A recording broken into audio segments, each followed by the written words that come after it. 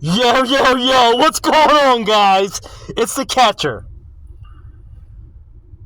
Some people have been reaching out to me, asking my opinions on things, and MetaZoo and the new collector's thing, because I'm a big-time collector and a little business experience, and I throw my opinions out there very often. May not be right all the time, but probably a lot of time I have a good insight on things. So I'm going to give you my GRIMMM analysis. You get it? I'm the Grim Reaper. You get it? Okay. First year, I'm just thinking MetaZoo was trying some different things. They definitely didn't hit the booster boxes like they should have. Hopefully they've gathered a lot of information. They were trying to grow the game. I think they missed some steps, and even Charlie said it in the beginning of the interview, the first interview, what is MetaZoo? I think they were really trying to figure that out. I think they could really make a great big super duper great big game of it, like Magic or something like that, which that's where their experience is. 200 years, Magic and Pokemon, creating game creators. So, they've got this experience. So in their hearts and their minds, they projected they could make this an amazing game, which it still may be. But I think the biggest thing they missed was the collectability of it. The merchandising, that no matter how successful their game is and how big they can build this game, the big money, the big idea, the big future is way past the game. The game is just an entry thing. It's, like a fallback, something else, something additional. I mean, the collectability, the merchandising, the IP, the world, all that stuff is the big picture of everything, which I'm not sure they quantified and understood that, in which they're probably still understanding that.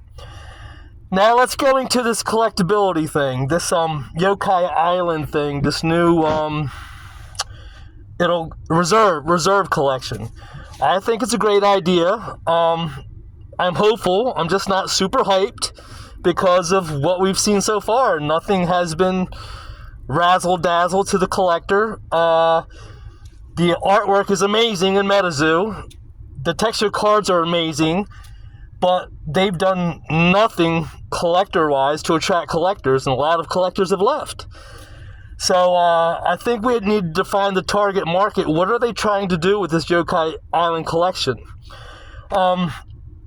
Honestly, I think that should probably be the second reserve list. In business, you should always start with your surroundings. I've been in the pizza business, so obviously 75% of our business comes a mile and a half from our stores. So we just pound our local area until we get all the customers we can locally, and then we sprout out, we grow. So that's why I'm a little bit confused with this yokai thing. I think that was a tiered destination for Mike and OG MetaZoo to eventually make it over to there.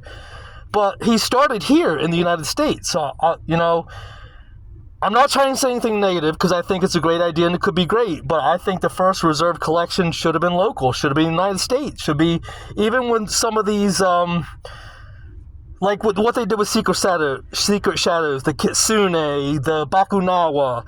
Not saying that that's not the future, that those destinations of the world, the globe, should not be gotten to, but I think you build out, your customer base, your MetaZoo, with the United States. I mean, that's where everything started. Those things, I believe, with their global iterations and their, with the star power they have to reach around the globe, I think is 100% where we need to go. But I don't see the local build out yet. I don't see the United States. I'm like, why are we not pounding the local cryptids first? MetaZoo started here. It's not saying that we can't go to the yokai. We can't go to England. We can't go to here. But I just wish the first reserve collection was of the United States cryptids. But as far as the artwork, freaking amazing. Poncho, love your artwork, but I'm thinking you're number 2 now, bro. Fran Lobato is going to take over the cryptid scene. His artwork is amazing. So, love you, Poncho, Kelsey, but this Poncho guy Let him go wild. We go way back. I'm sorry, Fran Lobato guy. I met him in New Jersey. He put out that collection. It's amazing. So going on with the reserve list, where's it being marketed to? I also see a version of this yokai. These are Japanese cryptids, which I touched on earlier. Why are we not starting in the United States? Same type of deal with Kuromi. I think it's similar. Who is it being marketed to? They did this whole thing, turned MetaZoo upside down to market this Kuromi thing to who? 40-year-old men in the United States to try to force that product on them? They didn't even market it to Hello Kitty fans. So it was an epic failure. It ended the company. So you always have to have your target market destination. What is the intent of this reserve list? Is it to advertise it to the yokai to try to attract them?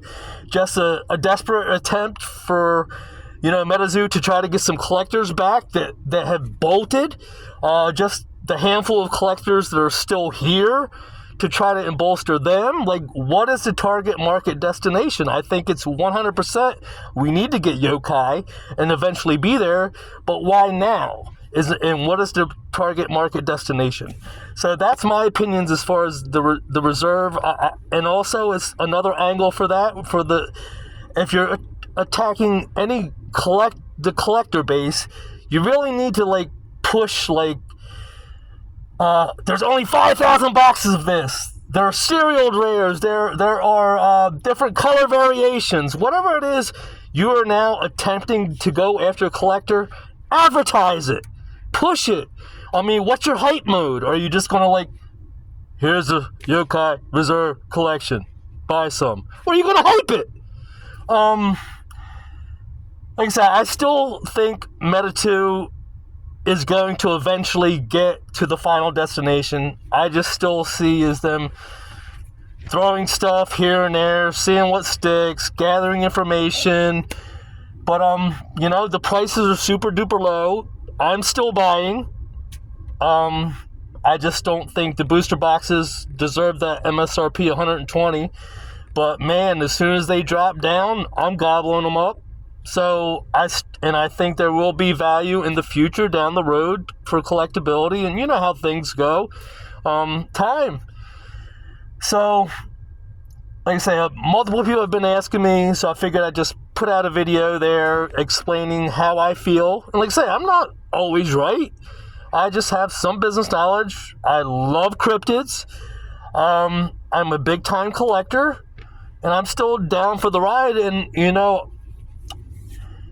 I've had much success in business and selling because I just love stuff. I don't try to sell stuff. I love it. Whether it's pizza, whether it's baseball. I don't go up and solicit people and, oh, please, hey, buy this, buy that. People see that I love stuff. So when you love something, it's easy to sell. It's not even like selling it. So that's where MetaZoo needs to get the community, needs to get the customer base to where they just loving their product. Every product, in my opinion, should be better than the last. MetaZoo is limitless. You can pile on. Like Secret Shadows, the set that just passed. Why not make that a crazy, insane set? Why? Because you're afraid it might be too good? It may stonk. Like I'm not still quite sure of MetaZoo's temperament and what they're doing with these boxes and the values of them. But in my opinion, everything MetaZoo does could and should be better than the last thing. And it should be just dogpiling on top of each other. And eventually the collector base, the merchandising base, the player base, they're all gonna be entangled, pushing each other, helping each other, building on top of each other. That's my opinion. I'm still 100% in the long-term goal of MetaZoo, and much love to y'all. Peace.